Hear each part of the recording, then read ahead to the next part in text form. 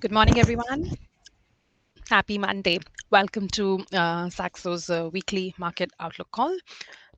Today is May 15th, 2023. My name is Charu Chanana. I'm a market strategist with Saxo Singapore, and I will be hosting this call today along with my colleague Redmond Wong from Saxo's Hong Kong office. We will take you through what's the latest in the markets for traders and investors and what key data, events, and actually also earnings to watch this week. So I will start the discussion with a big picture and then we take it into an asset class discussion from there. And I hope you can see my slides now. So without any further delays, let's start the discussion on what's really key for the markets currently. So first of all, I think it's important to discuss that we had this inflation data out of the US last week, both for CPI and PPI, and both kind of confirmed a softening trend in inflation, which is a big welcome relief. And it kind of also supports the case for a pause at the Fed's June meeting, which has already been hinted at the last meeting and is aggressively being priced by the markets as well. But still, I think the key concern here is that the progress on inflation remains slow, especially if you consider the core measure. So the pace of disinflation so far, while it is obviously supporting the case for a pause at the June meeting, it is not really supporting the market expectation that the Fed can cut rates this year.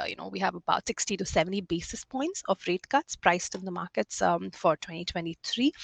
Now, inflation is not slow enough or not, clearly reaching the 2% target of that the Fed has, and so it is really early to say that we can get rate cuts of that magnitude this year, especially also given that we have structural challenges which can continue to make it difficult for inflation to get back to that 2% target, such as shortage of labor, the deglobalization forces, also climate impacts, but that's again a longer discussion for another day.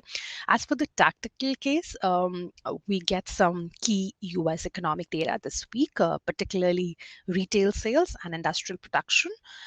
So focus will shift a little bit towards the growth side of the story to really assess whether this dovish pricing for the Fed can be justified or not.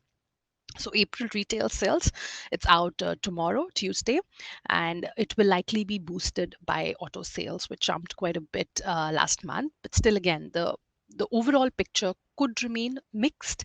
Surveys have been hinting at a deterioration in the outlook for household spending and also a shift from goods to services. So how that impacts retail sales will really be key. Then the other data that's going to be important will be jobless claims on Thursday. And after, last week, we saw that number pick up quite a bit. It was at its highest levels since October 2021. So it will be a key focus again this week. And if that trend continues to build in the weekly data, then that means we can have a significant impact on the next non-farm payroll expectations as well. I would think the market is really just looking at the banking sector risks getting much worse from here, or maybe the risk of a US default because debt ceiling talks are still, not reaching anywhere which is comfortable for the markets. But if both of these risks remain idiosyncratic, then growth and inflation data may demand that the market has to push out these rate cut expectations from this year's pricing. So I think that's really the battle that equity markets are facing right now, which way to go. And that's why we are seeing this more or less sideways trading in the last several weeks. But yes, as inflation concerns have eased, like I said, debt ceiling talks are really key again to monitor this week because that's a big overhang. Friday's talks were postponed. I think they're now expected to be on Tuesday. But the key here is that the X date of June 1, when it is expected that the Treasury could run out of cash balance, that is getting closer. So I think unless, of course, the Treasury can piece together enough financing until mid-June and then fresh tax revenues could flow in after that, then that could delay the crunch time until July or August. But right now, of course, that 1st June date is extremely critical. And as we approach that, and if the debt ceiling talks do not take us anywhere, then if the two sides are not making an agreement, then we can get a lot of additional bond volatility and also risks that could impede the growth momentum, because there will be expectations that government spending will likely be constrained. I have listed a few scenarios here on the slide. If we see some spending cuts, that could mean a bigger impact on some key government driven sectors like defense, for example. But certainly, I think as these talks linger, the risk of a US default is rising, which is making cash and safe havens pretty attractive in this environment. And also, our fixed income strategist, Althea, wrote an article last week. I've put the snapshot of that on the right hand side in black here on the slide.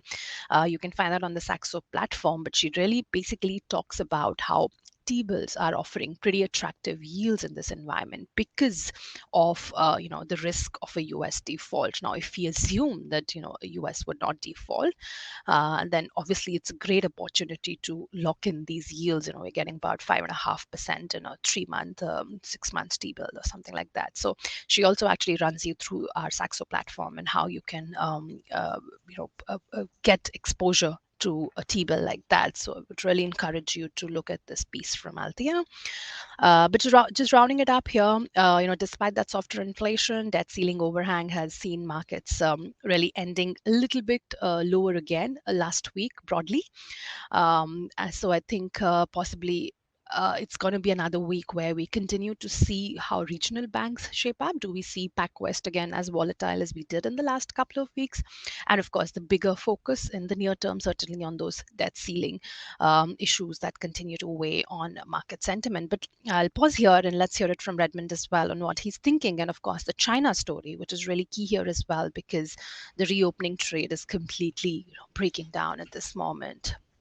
So over to you, Redmond. Hi, morning. Thank you, Charu. And yes, and in so far, I mean, it's this year. I mean, in the U.S. Equity market, and it's the IT, the mega cap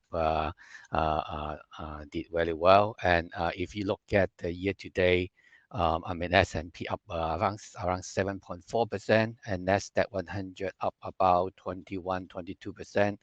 And but the mega cap actually up more than 40, I think 45 to 47% level. And yeah, I mean so it's very narrow, very concentrated, and the top six companies market cap is actually account for 23% of the market cap now, and so it's really very narrow. So recently we have a bit of a shift from I mean, IT continue to do well, market cap continue to do well, but on other sector. And last week we have been seeing investors and shifting from those growth cyclical stocks more to defensive name. And I think given some of those macro risks Charles have touched upon, talking about earnings so far, 92% of the S&P 500 company already reported. And if looking at by the number of names, and 71% of those companies actually beat earning estimate. And if you talk about more significantly bit, and like say one standard deviation more, and that you will have about 54% of them bit significantly. If we look at market weighted, is 83% of those company bit earnings, and 60% bit more than one standard deviation. Again, top on the table, if you rank all the those companies who bit earnings and in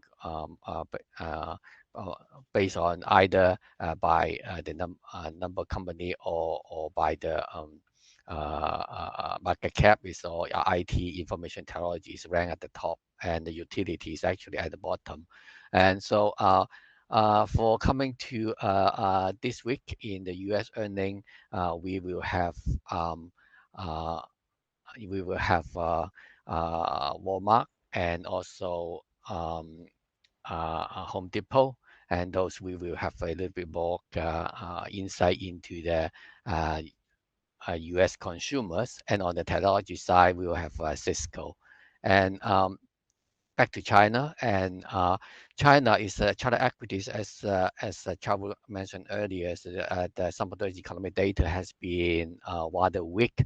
That put the rebound for the recovery anticipated by many investors for after the reopening. That one is dissipate a bit, and especially on the manufacturing, import, and price, the inflation data, and also credit data we have seen over the last 2 weeks, especially the credit data we just saw on Thursday was pretty weak. And so, having said that, services and construction infrastructure, those the PMI there was still quite strong. So we're still seeing a recovery in the service sector. And but confidence is both from the consumer side and the business side are still yet to fully return, and that has been pressuring the market. And a little bit of a positive. Last week we have JD.com's earnings was beating an estimate, and that's quite good. And the assessment of the second quarter was also encouraging. And going into this week, we'll be seeing more important earnings. Like today, we have Meituan, and our analysts expecting a increase in the revenue and also earnings, mainly with some good performance in volume wise. In the food orders, volume will have a single digit pickup, and also margin is also, I think, in market expecting about 5%, 7% of expansion in margin. And yeah, and we also have Tencent, and also we have Baidu, and also Alibaba.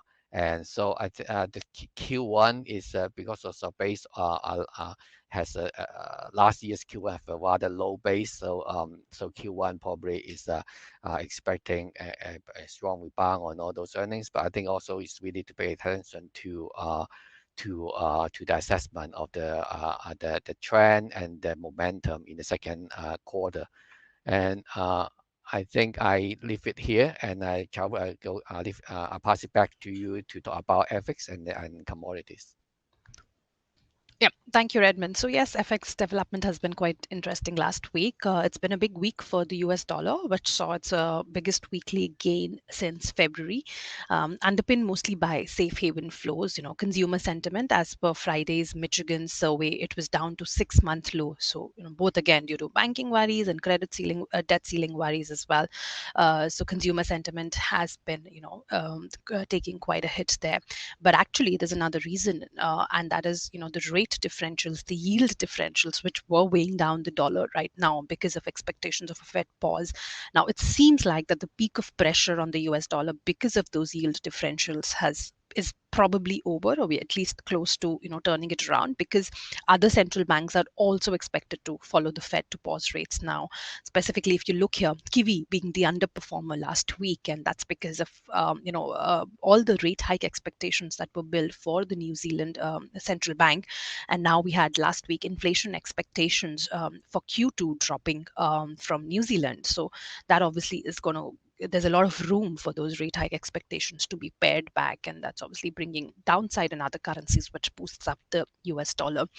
Sterling as well, we saw the Bank of England meeting last week and keeping the door open for further rate hikes, but the market has obviously its own assumptions, and sterling has, despite that hawkish commentary from Bank of England, has again slumped back below 1.25. So again, that's a very interesting setup here. I think what is really looking interesting going into this week, I would say, is euro sterling. There are expectations that Europe will have more difficulty with further rate hikes than compared to the Bank of England, where, of course, inflation is still 10% and recession worries have been taken out a little bit. So that does mean that we could see a further downside bias in euro sterling, which has been pretty range bound, since the start of this year. We could see that pair moving towards 86 cents or something. So I would keep that on my radar for this week. And just very quickly on commodities as well, I think very interesting to see what's happening on the copper prices front. They've broken some key support levels. Partly a China story, but also again because of recession worries in the US and the sentiment and the demand worries that we just talked about, the consumer sentiment as well. So I think last Monday, we also had a slide up on our presentation at this call that where we discussed about how you could prepare your portfolios if you're worried about a recession. So that's still a key discussion we're having with a lot of our clients. But on copper particularly, the story is not that straightforward. Again, it is the king of green metals. It is heavily used in energy transition. So I think that will continue to keep demand supported, but supply is rather running short and the mine quality is really deteriorating. So this setback that we are seeing in copper prices, I mean, it can actually be quite temporary, and we still look at a recovery and copper prices going higher through the rest of the year because of the demands of energy transition. I think that's about it. And this is just a summary of all the key economic data to watch this week. We've already discussed most of these things, but I'll also I think worth mentioning the G7 meetings that start on Friday in Japan, where of course discussion will be on the growth outlook and inflation, but also geopolitics is a key focus because there were some reports out on Friday where the group is trying to send a clear message to China on human rights issues and on environmental issues, and trying to align supply chains in a way that it could be probably not as positive for China. So I think if that message comes across, it's going to just probably be a risk of further escalation of US-China tensions as well. So keep that on your radar too. And yeah, besides all the other economic data and especially the Chinese earnings that Redmond has mentioned. Well, that's us. That's all today that we have for you. I hope you really enjoyed this discussion, and thank you for attending. Stay safe, stay nimble with your portfolios, and have a good day, good week, everyone. Bye. Thank you. Bye bye.